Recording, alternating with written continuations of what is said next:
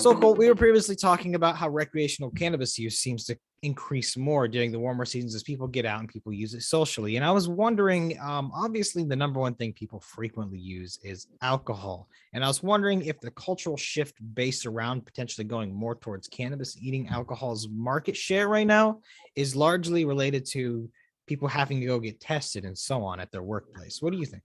I think there is, it's going to eat away at it. And it's when it becomes more culturally acceptable. And I don't believe it's the drug testing, though. Sure, that pertains to certain industries, but I would think that the people in certain industries that get drug tested currently aren't consumers or interested in the consuming of it. I would sooner think that the laws that are in place, depending on state and the federal ones and those sort of things, inhibit them more right now than the drug testing. But as this comes along, you're going to see drug testing get dropped, obviously, and the culture overall will probably improve. So it's the less stigma there is. So I would say in the end that drug testing does cause stigma, but the places that it's happening currently, I don't see a lot of the people consuming. Now that completely be wherever, that's kind of just my feeling on it, that like generally the people that I know that smoke have jobs that don't test. Yeah, that makes sense. So essentially the testing is really coming from the at least in the USA, the fact that it's federally illegal, so they can't legally smoke, especially if they have like something related to a government related job. Yeah. No way around it. So then they're tested for it.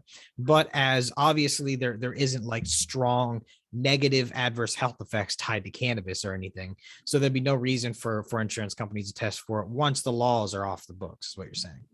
Yeah, I think that's going to be a big thing. And then like anything, it's stigma. So in like Canada, stigma was already pretty low depending on what province you were in. But then after legalization, we just watched it continually drop. And it's not even, it was a topic you'd hear people talking about, and now it's not really a topic anymore, just casual discussion. Yeah, so looking at it culturally in Canada now, how close akin to alcohol do you think it is versus the US in terms of like, hey, you want to get together and have a smoke versus get together and have a drink? Well, I think based on how the experiences between the two, the cannabis in general doesn't work super well for meeting new people. You know, it's like it's kind of counterproductive for that. It's really good for like strengthening your personal relationships that you already like know and are comfortable with people. And there is people that do very well socially. In general, though, it's like I feel like it is the shift in culture that would happen. So since like COVID and stuff, a lot of people's perspectives on how they socially interact has changed. So I think you've probably seen a big shift into cannabis because of COVID in general, and probably away from alcohol as people try to find more personal health. Because like in the end, if you want to compare the two, and like some people might not be impressed that I say this, but there is more detrimental effects just on a chemical level of alcohol than there is of cannabis right now. And people, you can go into studies and all this, and they point either way.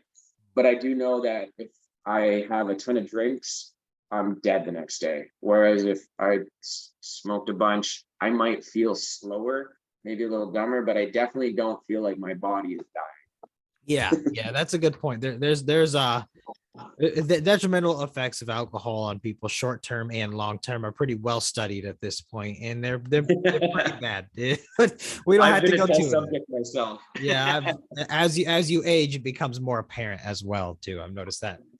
Yeah, I think like anything though, like when you get into the two, I think you're going to see a big shift over time, as well as people get more responsible with cannabis consumption. So like with it, it's like if you smoke too much, of course you're not going to feel great the next day. But as people get into like this area where they find out what works for them, there's a healthier lifestyle beyond it, and it also gives you the same thing that alcohol gives you in a sense of like you're looking for a release and a relaxation.